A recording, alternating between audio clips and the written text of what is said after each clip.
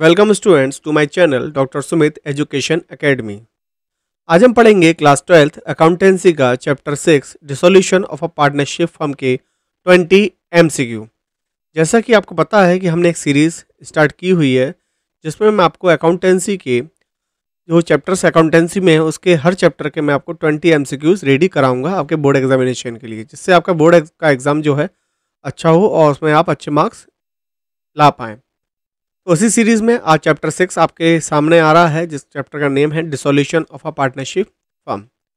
तो आइए चलिए सीखते हैं 20 MCQs और देखते हैं कैसे क्वेश्चंस बोर्ड में एग्जाम में आपके आने वाले हैं। फर्स्ट क्वेश्चन आपके में आ रहा है, economic relationship among between partners and eight the time of. Question क्या कह रहा है, क्वेश्चन समझते हैं।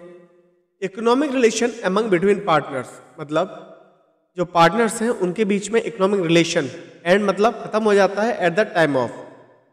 किस समय? जब कोई नया पार्टनर एडमिट होता है, या किसी पार्टनर या पार्टनर्स की डेथ हो जाती है, या कोई पार्टनर रिटायर हो रहा होता है, या पार्टनरशिप फर्म के डिसोल्यूशन पर। तो पार्टनर्स के बीच में इकोनॉमिक रिलेशन कब खत्म होता है? जब फर्म क्या हो रही होती है? डिसॉल्व हो रही होती है। जब फर्म बंद हो रही होती है, वाइंड अप हो रहा होता है फर्म का, तब उनके बीच में कोई भी इकोनॉमिक रिलेशन नहीं रहता है। तो इसलिए इसका आंसर हो जाएगा D, dissolution of partnership firm. ठीक है, admission wrong, death wrong, retirement wrong. इसका सही आंसर है dissolution of a partnership firm. अब देखते हैं नेक्स्ट क्वेश्चन। नेक्स्ट क्वेश्चन क्या आ रहा है? नेक्स्ट क्वेश्चन आपके में आ रहा है question 2, on the dissolution of a firm out of the proceeds received from the sale of assets will be first paid off all. Means question आपसे कह रहा है ऑन डिसोल्यूशन ऑफ फर्म, जब फर्म डिसॉल्व हो जाती है, out of the proceeds received from the sale of assets, assets को sale करने के बाद जो भी आपके पास अमाउंट आती है, will be paid first of all. हम कौन सी अमाउंट पहले पेड करते हैं? पार्टनर्स कैपिटल को पेड करते हैं सबसे पहले, या फिर पार्टनर्स के लोन को जो फर्म ने लिया था, पार्टनर्स एडिशनल कैपिटल, पार्टनर्स की एडिशनल कैपिटल जो पार्टनर्स ने फर्म में लगाई थी, या आउटसाइड क्रेडिटर को। तो मैं बता दूं आपको, सबसे पहले पेमेंट जो किया जाता है वो किया जाता है आउटसाइड क्रेडिटर को, क्योंकि ये हमारे आउटसाइड लायबिलिटी है, एक्सटर्नल लायबिलिटी है। सबसे पहले हम पेमेंट करेंगे आउटसाइड क्रेडिटर को जब हमारे पास कोई अमाउंट आती है by sale of assets. Clear है? अब चलते हैं नेक्स्ट क्वेश्चन पर। नेक्स्ट क्वेश्चन पूछ रहा है, relation account is open when. Relation account कब ओपन किया जाता है? All the assets of the firm are realised, जब जो फर्म की असेट्स है वो रियलाइज हो रही हूँ। All the liabilities are paid, जब फर्म की लायबिलिटीज पेड की जा रही हैं। बोथ ए एंड बी, या बोथ ए एंड बी, दोनों, या नन। तो इसका जो सही आंसर होगा, रिलेशन अकाउंट जब ओपन किया जाता है तो फर्म की असेट्स रियलाइज की जाती हैं और फर्म की लायबिलिटीज को पेड किया जाता है, तब रिलेशन अकाउंट ओपन होता है। तो इसका सही आंसर है सी, बोथ ए एंड बी। अब चलते हैं नेक्स्ट क्वेश्चन पर। नेक्स्ट क्वेश्चन आपके में आ रहा है असेशन रीजन का। असेशन है आपका, relation account is prepared at the time of dissolution of partnership. जब जब पार्टनरशिप डिसॉल्व हो रही होती है तब रिलेशन अकाउंट ओपन किया जाता है। डिसोल्यूशन ऑफ पार्टनरशिप, जब पार्टनरशिप डिसॉल्व हो रही होती है तब रिलेशन अकाउंट ओपन किया जाता है। ये गलत है, क्योंकि रिलेशन अकाउंट तब होता है जब फर्म डिसॉल्व हो रही होती है। यहाँ पर क्या कह रहा है? At the time of dissolution of partnership.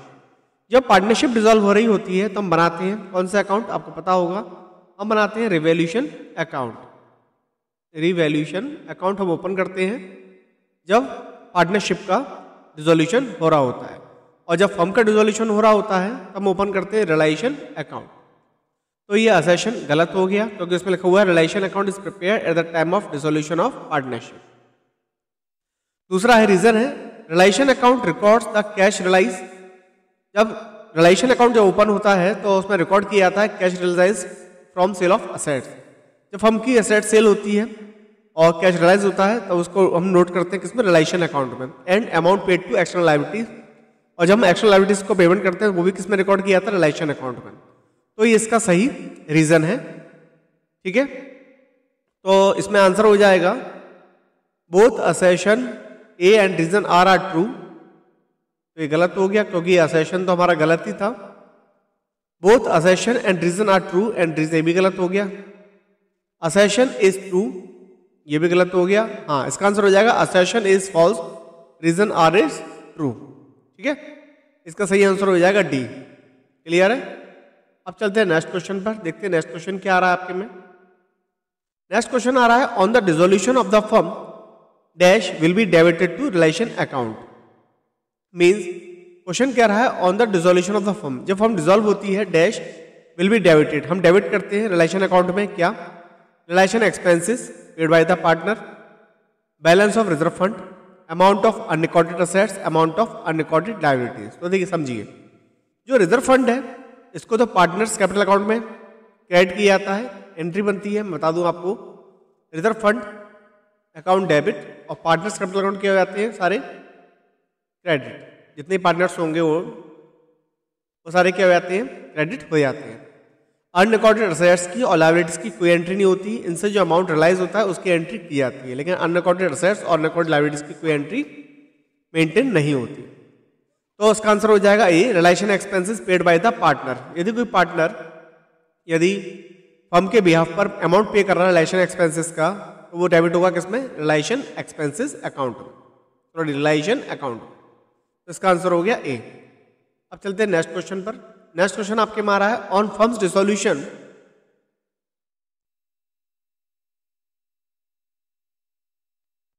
on firm's dissolution which one of the following account should be prepared at the last।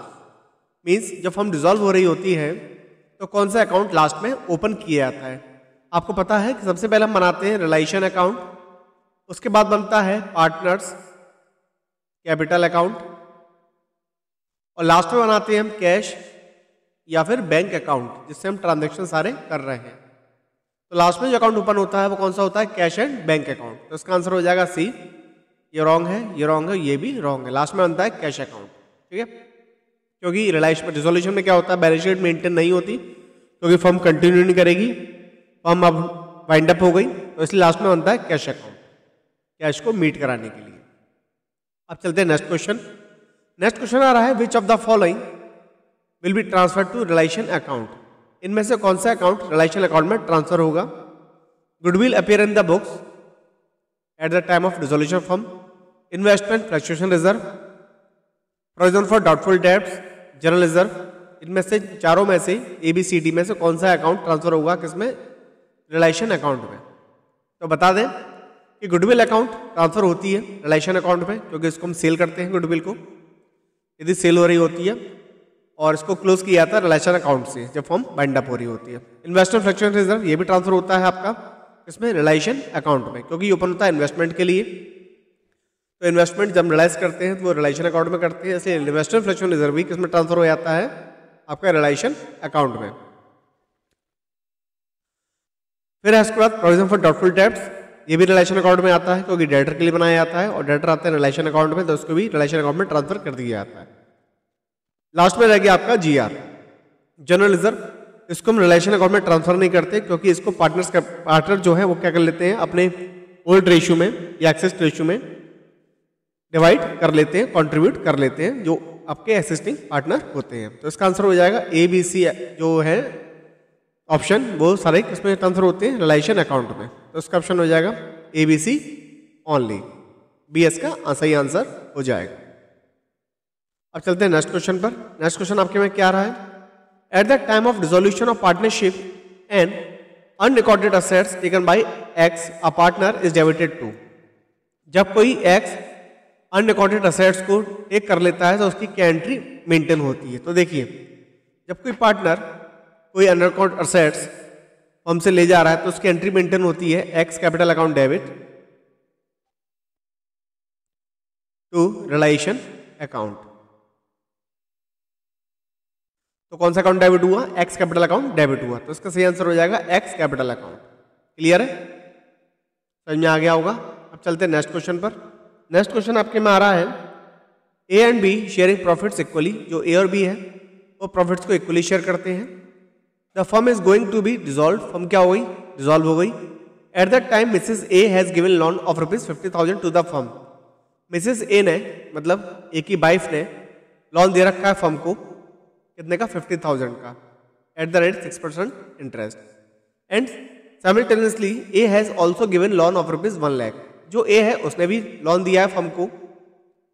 The assets realise 10 lakh, assets realise हुई है 10 लाख की। हु विल पेड फर्स्ट, तो Mrs A को पहले payment किया जाएगा firm से या ए को सबसे पहले पेमेंट होगा। तो देखिए ए हमारा पार्टनर है, जो ए है वो हमारा पार्टनर है, मतलब फर्म का ऑनर है।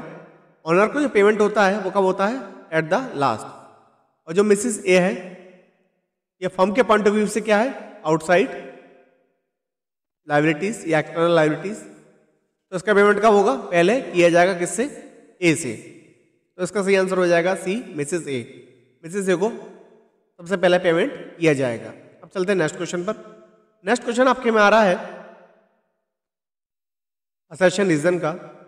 Dissolution expenses paid by the firm on behalf of partners is recorded on the debit side of relation account. Means dissolution expenses हमने पेड किए हैं on behalf of a partner is recorded on the debit side of realisation account. मतलब firm का कोई expense नहीं था, firm का मतलब पार्टनर का अपना पर्सनल एक्सपेंसेस था, पेड किसने किया? फर्म ने। और फर्म ने कहाँ रिकॉर्ड किया? उसे रिलेशन अकाउंट में। तो ये रॉन्ग एंट्री है। पार्टनर को यदि फर्म पेड कर रही है तो उसकी एंट्री जो मेंटेन होगी वो इस तरह से मेंटेन होगी। यदि फर्म ने कोई पेमेंट किया है पार्टनर्स के बिहाफ पर तो उसकी एंट्री होगी, कोई फर्म चार्ज करेगी किससे? पार्टनर से। तो partners capital account debit to bank account, ठीक है। हमने पेमेंट किया है पार्टनर्स कैपिटल अकाउंट के, मतलब पार्टनर्स के कैपिटल का। तो पार्टनर्स की कैपिटल कम करके वो अपनी बैंक को कम कर देगी। तो इसकी एंट्री होगी partners capital account debit to bank account, जो हमने कहाँ डेबिट कर दी है? रिलेशन अकाउंट में। तो ये असर्शन क्या हो गया? गलत हो गया। Reason R such expenses are non business expenses. और ऐसे एक्सपेंस क्या होते हैं? नॉन बिजनेस एक्सपेंस होते हैं फर्म के पॉइंट ऑफ व्यू से। तो जो रीजन है बिल्कुल सही है, लेकिन असर्शन का जो स्टेटमेंट है वो गलत है। तो सही ऑप्शन क्या हो जाएगा? Both assertion A and reason are true. गलत हो गया क्योंकि असर्शन हमारा गलत है। Both assertion A and reason are true, ये भी गलत है। Assertion A is true, reason R is false, ये भी गलत है क्योंकि असर्शन हमारा गलत है। डी आंसर हो जाएगा असर्शन ए इज फॉल्स। इसका सही आंसर हो जाएगा D, assertion is false, reason R is true. ठीक है, अब चलते हैं नेक्स्ट क्वेश्चन पर। नेक्स्ट क्वेश्चन आ रहा है 11। An unrecorded assets was valued at ₹1 lakh on firm's dissolution, it was sold for 52%, relation account will be credited with. अब देखिए जो आपकी अनरिकॉर्डेड असेट्स है कितने की है? 1 लाख की। आपको जो अमाउंट रिलाइज हुआ है कितना रिलाइज हुआ है? 52%। तो निकाल देंगे 1 लाख का 52% जो आपको अमाउंट मिला है अनरिकॉर्डेड असेट से, तो अमाउंट हो गया 52,000। तो रिलेशन अकाउंट जो क्रेडिट होगा कितने से होगा? 52,000 से। क्लियर है? अब चलते हैं नेक्स्ट क्वेश्चन पर। नेक्स्ट क्वेश्चन क्या आ रहा है? नेक्स्ट क्वेश्चन आ रहा है आपके में question 12। On firm's dissolution what entry will be passed on realisation of goodwill which was shown in balance sheet. यदि आपकी गुडविल बैलेंस शीट में शो हो रही है तो उसके रिलाइज होने पर आप कौन सी एंट्री मेड करेंगे? तो देखिए जब हम गुडविल अकाउंट को ट्रांसफर करते हैं रिलाइजेशन अकाउंट में तो हम एंट्री बनाते हैं realisation account debit to goodwill. ठीक है, रिलाइजेशन अकाउंट में गुडविल ट्रांसफर हो गई और जब उसका अमाउंट हमें क्या होगा? रिलाइज होगा। जब हमें उसका अमाउंट रिलाइज होगा गुडविल का तो हम एंट्री बनाएंगे कैश और bank account debit to realisation account. तो एंट्री क्या बनी? Cash account debit to realisation account. तो देखते हैं कहाँ पर है। ए नहीं है, हाँ बी में ये एंट्री हमें मिल गई। तो उसका सही आंसर हो जाएगा B, cash account debit to realisation account. Clear है? अब चलते हैं नेक्स्ट क्वेश्चन पर। नेक्स्ट क्वेश्चन क्या आ रहा है? In case of dissolution total creditor of the firm were ₹40,000। जो फर्म के टोटल क्रेडिटर हैं कितने हैं? 40,000। ठीक है, ये रखिए 40,000। Creditor worth ₹10,000 were given a piece of furniture costing ₹8,000 in full and final settlement. मतलब 40,000 में से 10,000 क्रेडिटर को हमने क्या दे दिया? फर्नीचर दे दिया ₹8,000 का। Remaining creditors allowed a discount of 10% और रिमेनिंग क्रेडिटर को 10% डिस्काउंट देकर हमने उनका पेमेंट कर दिया। What will be the amount with which cash will be credited in the realisation account. हमें कितना अमाउंट और पे करना है जो कि रिलेशन अकाउंट में क्या होगा? क्रेडिट किया जाएगा फॉर पेमेंट टू क्रेडिट। ठीक है, तो देखिए टोटल क्रेडिटर कितने के थे हमारे पास? 40,000 के। 10,000 क्रेडिटर को हमने सेटिस्फाई कर दिया फर्नीचर देकर, तो हम पर क्रेडिटर रह गए 30,000 के। और 30,000 जो रिमेनिंग क्रेडिटर हैं उनको हमने क्या दे दिया? 10% डिस्काउंट। सॉरी, उन्होंने हमें क्या दे दिया? 10% डिस्काउंट। ठीक है, तो हमारा जो पेमेंट रह गया क्रेडिटर को कितना रह गया 27,000 का। तो जो रिमेनिंग कैश हम पेड करेंगे क्रेडिटर को कितना करेंगे 27,000। इसका आंसर हो जाएगा बी। ठीक है, आई होप समझ में आ गया होगा। यदि कोई भी क्वेरी हो तो आप मुझे कमेंट बॉक्स में बता सकते हैं। अब चलते हैं नेक्स्ट क्वेश्चन पर। नेक्स्ट क्वेश्चन आपके में आ रहा है cash balance show in the balance sheet is shown on the dissolution of the firm in. जब आपकी फर्म डिसॉल्व हो रही होती है और कैश बैलेंस आपको शो करा रहा है किसमें बैलेंस शीट के अंदर, तो वो कहां पर लिखा जाएगा। तो देखिए जो कैश बैलेंस दे रखा होता है बैलेंस शीट में वो शो होता है किसमें डायरेक्ट कैश अकाउंट में। उसको कहीं भी शो हम नहीं करते, ना रिलेशन अकाउंट में ना कैपिटल अकाउंट में। तो कहां शो होगा वो सीधे कैश अकाउंट के अंदर। आई होप समझ में आ गया होगा। नेक्स्ट क्वेश्चन आपके में आ रहा है after transferring liabilities like creditor and bills payable in the relation account in the absence of any information regarding their payment, such liability are treated as never paid, fully paid, partly या फिर none। तो देखिए जब आप के question में creditor और bills payable को लेकर कोई इन्फॉर्मेशन नहीं है तो उसका जो पेमेंट होता है एक्सटर्नल लायबिलिटीज का तो क्या होता है फुली पेड आप करते हैं, वाइल जब आपकी फर्म क्या हो रही होती है डिसॉल्व हो रही होती है। तो इसका आंसर हो जाएगा फुली पेड बी। समझ में आ गया होगा। अब चलते हैं नेक्स्ट क्वेश्चन पर। नेक्स्ट क्वेश्चन आपके में आ रहा है relation account is a. Realisation account क्या है? पर्सनल अकाउंट, नॉमिनल अकाउंट और रियल अकाउंट। ये रियल है, रियल अकाउंट या नन ऑफ द एबव। तो इसका सही आंसर है नॉमिनल अकाउंट। आपका रिलेशन अकाउंट क्या होता है? नॉमिनल अकाउंट होता है। ठीक है, अब चलते हैं नेक्स्ट क्वेश्चन पर।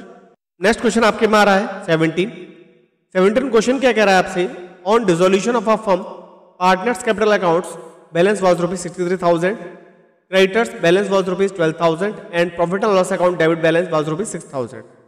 Profit on realisation of assets was rupees 7,800। Total amount realise from assets. आपको असेट से कितना अमाउंट रिलाइज हुआ है। तो देखिए इस केस में हम क्या करेंगे, क्योंकि हमसे पूछ रहा है अमाउंट कितना रिलाइज हुआ है, तो सबसे पहले एक बैलेंस शीट फॉर्म कर लेते हैं रफ में। यहां पर आ जाएगी लायबिलिटी साइड आपकी और यहां पे आ जाएगी असेट। ठीक है, लायबिलिटीज में आपका कैपिटल बैलेंस रखा है 63,000, balance was rupees 12,000 profit and loss account, तो ये डेबिट हो जाएगा मतलब असेट्स में आ जाएगा। उसके बाद क्रेडिटर दे रखे हैं 12,000 के, वो भी लायबिलिटीज हो जाएगी आपकी। और प्रॉफिट एंड लॉस ये अलग बात है। ठीक है, तो आपका जो असेट्स का बैलेंस निकलेगा कितना निकलेगा 75 इधर आ गए। 75 में से आपने 12,000 लेस कर दी तो आपका एसेट्स का जो बैलेंस आया कितना आया 63,000। जो असेट्स से आपकी कितने की है 63,000। जो प्रॉफिट हुआ है, प्रॉफिट कितना हुआ है 7,800 का, टोटल करके आ जाएगा 70,800। तो आपको जो असेट्स रिलाइज हुआ है, अमाउंट रिलाइज हुआ है असेट्स से वो कितना हुआ है 70,800। इसका आंसर हो गया सी। अब चलते हैं नेक्स्ट क्वेश्चन पर।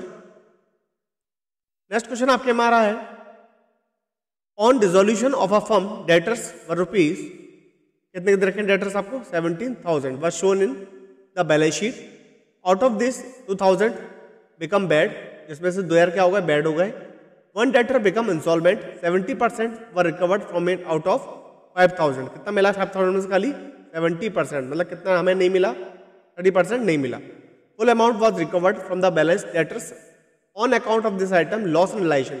हमें लॉस कितना हुआ है रिलाइजेशन में। तो देखिए 2,000 के बैड डेब्ट्स हो गए और हमें 70% रिलाइज हुआ था 5,000 में से, कितना रिलाइज नहीं हुआ 30% रिलाइज नहीं हुआ। तो 5,000 का निकाल लेंगे हम कितना 30%, कितना आ जाएगा वो 1,500।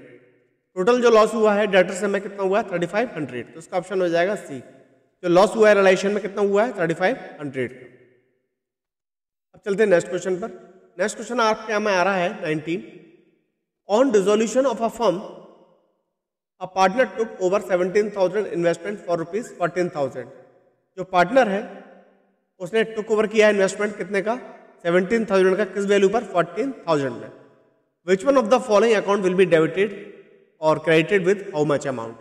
तो देखिए जो पार्टनर है कितने का अमाउंट ले गया, वो इन्वेस्टमेंट ले गया 14,000 का, उसकी जो मार्केट वैल्यू है कितनी है 14,000। तो एंट्री हो जाएगी पार्टनर ने इन्वेस्टमेंट लिया है तो partners capital account debit to realisation account कितने से 14,000 से।